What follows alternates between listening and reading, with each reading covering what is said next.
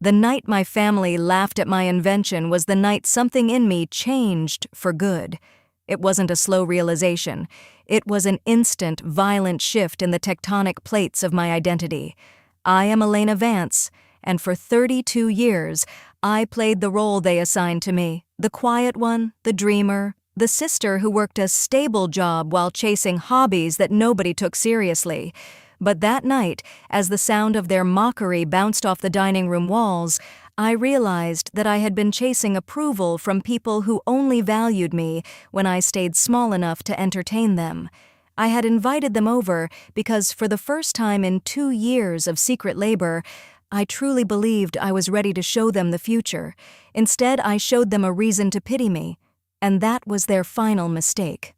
Before we go further into how this humiliation turned into a multi-million-dollar empire, I want to ask you, what time is it for you right now, and where are you watching from? I'm curious to see how far this story of resilience travels.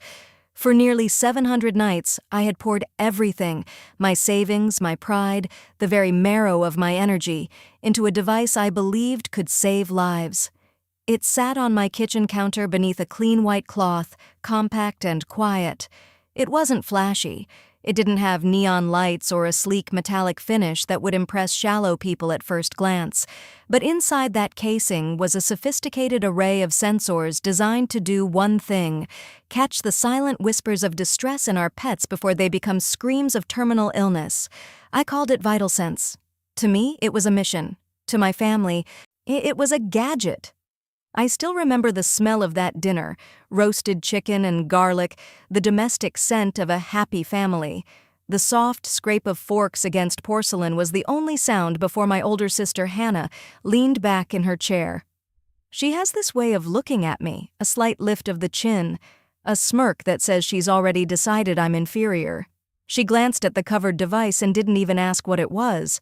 She just attacked. "That gadget of yours is a joke, Elena," she said, her voice dripping with that toxic brand of sisterly concern that's actually just thinly veiled contempt. "Nobody's buying it. You're better off sticking with your regular job. You're an analyst, not an inventor. Let's not pretend otherwise." Then came the laughter. It wasn't the kind of laughter people use when they're uncomfortable. This was real, careless, delighted laughter. My parents joined in, not out of malice perhaps, but out of a habit of seeing me as the punchline. It hit my skin like physical heat. I didn't cry, I didn't argue, I didn't launch into a speech about market need or the 6 months I spent perfecting the hydration tracking algorithm. I just stood there, my hand braced on the counter, letting the humiliation burn into my DNA. Some insults hurt you, others mark you. This one marked me for a hunt. I made a silent promise right there, while they were still wiping tears of mirth from their eyes. I would make every person at that table remember this night. I would make them regret how easy it felt to dismiss me, because the thing they didn't understand was that being underestimated is a superpower. When people think you are a joke, they don't see you coming. And by the time they realize you've won, you already own the board. I didn't sleep that night. After they left, I cleaned the plates in a silence so thick it felt like a physical weight. I wiped the counter until it was spotless, replaying Hannah's words like a mantra. A joke. Nobody's buying it. Stick to your job. By 3 a.m., the words stopped sounding like insults. They started sounding like commands. Build faster, work harder, win so completely they never dare laugh again. My invention was more than just tech. It was born from the grief of losing Bella, my golden retriever, to a heart condition that had been invisible until it was too late. I knew then that love alone wasn't enough to protect the things we care about. We needed data. We needed a voice for those who couldn't speak. VitalSense was that voice. It tracked subtle patterns in stress, temperature, and behavior that the human eye, even a loving one, would always miss. By sunrise, my apartment had become a war room. Whiteboards leaned against the sofa. Sensor parts sat beside cups of cold, bitter coffee. I wasn't trying to look balanced anymore. I was trying to finish. But I knew I couldn't do it alone. I needed a catalyst. A week later, I called Nicholas Carter. He was the only person from my college years who understood that intelligence doesn't need to perform. We met at a crowded coffee shop and I didn't give him a sales pitch. I gave him the raw truth. My family thinks I'm a joke. My prototype is unstable. The market is wide open and I need a genius who doesn't care about my feelings, only the code. Nicholas didn't say yes immediately. He asked about manufacturing costs, sensor reliability, and patent exposure. He questioned my scalability. That's why I trusted him. He didn't see a girl with a hurt ego. He saw a technical problem worth solving. "Okay," he finally said, leaning back. "It's not a joke. It's just unfinished." For the next 14 days, our lives narrowed down to the width of a computer screen. We lived on adrenaline and the kind of fatigue that makes reality feel thin. We worked through the headaches and the live data failures, and every time I felt my resolve waver, I would summon the image of Hannah's smirk. Revenge isn't always loud. Sometimes it's the disciplined silence of a woman in an old sweatshirt at 4 a.m., deciding that she is no longer a victim of her family's perception. We were 6 days away from a private demo in Palo Alto. This wasn't just a meeting, it was the door to the top 1% of the venture world. If we impressed the group of strategic buyers, VitalSense would become a legacy. If we failed, Hannah's laughter would become a prophecy. The pressure was unbearable. The prototype started behaving like a cornered animal. Battery lags, random resets, overheated casings. At 2 a.m. on a Thursday, the system went black. Nicholas stared at the screen, his face pale. "We may need to postpone." "Elena, we can't go in with a ghost of a product." I laughed, but there was no joy in it. "Postpone? So I can call my sister and tell her she was right? No. Postpone is for people who have a safety net. I burnt mine at that dinner table." Nicholas didn't argue. He saw the fire in my eyes, and he sat back down. He knew when logic had ended and pure willpower had taken over. In that moment, I did something I hadn't planned. I opened my phone and found a 10-second clip from that dinner. I had recorded it to capture the prototype, but instead I captured the mockery. I sent it to Hannah with one sentence. "Keep this. You'll want to remember what you said before the numbers come out." She didn't reply for 10 minutes. Then my phone started blowing up. Call after call. I ignored them all. I wasn't interested in her explanation. I was interested in the fear that was clearly beginning to take root in her. We stripped the prototype down. We realized we were trying to prove too much. We rebuilt the core demonstration around one single, unbreakable function: early cardiac distress detection. It was leaner, smarter, and more honest. It was dangerous because it actually worked. At 5:40 a.m. on the day of the demo, the system stabilized. 3 full test cycles. Success. The demo took place in a glass-walled event space in Palo Alto. It was a room designed to make you feel temporary unless you were successful. I wore a dark blazer and an expression that forced people to reevaluate who I was. Nicholas carried the prototype like a live explosive. Halfway through the setup, I saw her, Hannah. She was sitting in the back row, wearing an expensive coat, her chin lifted in that familiar, arrogant tilt. She thought she had a right to be there. She thought this was still a family drama she could control. My first instinct was to tense up. My second instinct was to smile. Good. Let her watch. I stepped onto the stage. I didn't speak theatrically.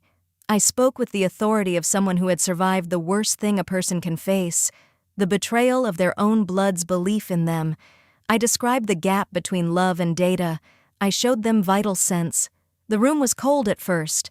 Investors are paid to be skeptical.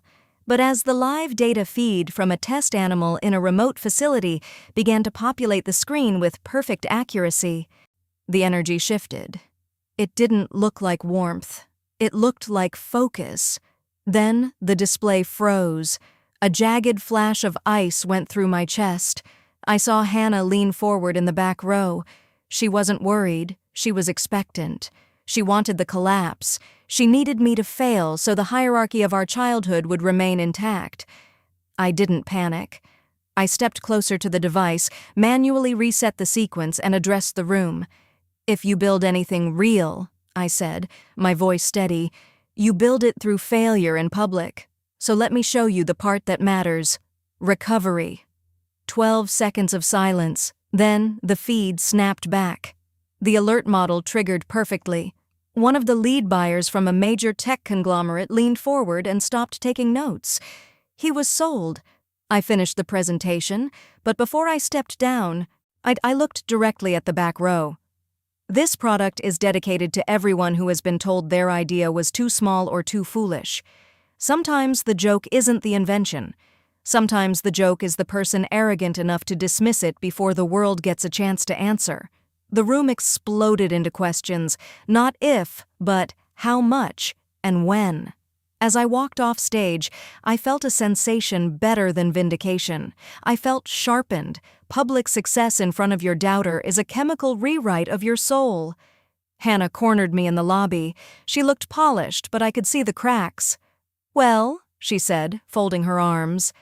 "That was better than I expected." I laughed in her face.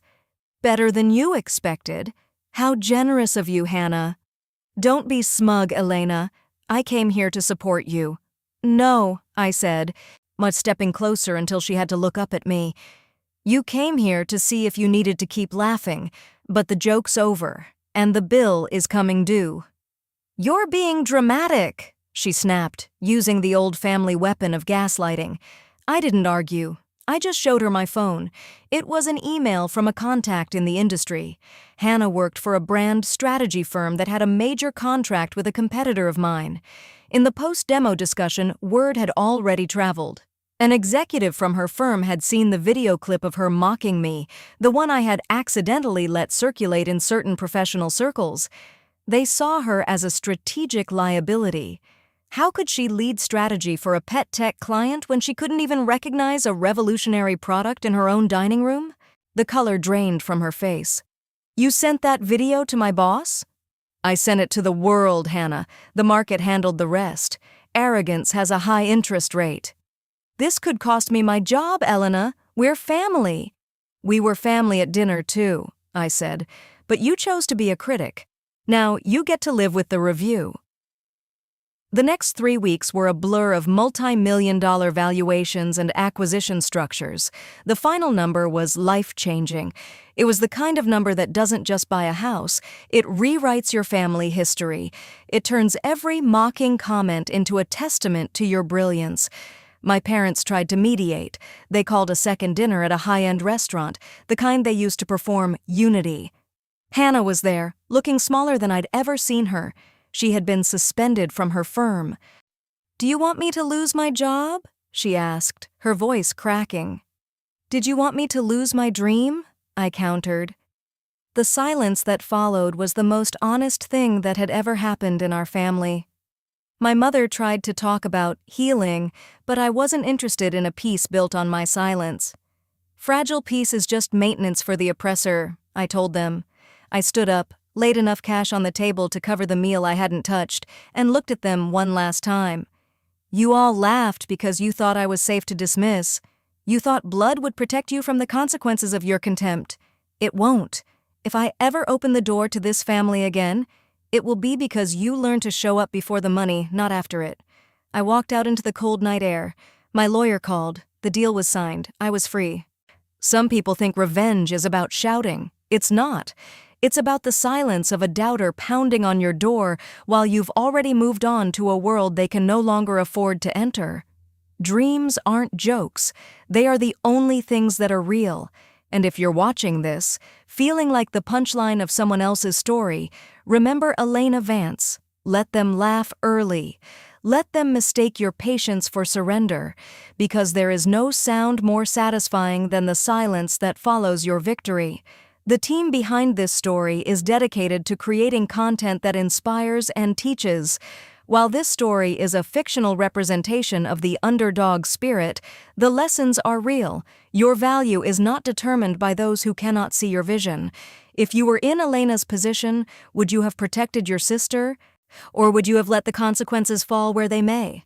Let me know in the comments below, and don't forget to subscribe for more stories on how to turn your pain into power.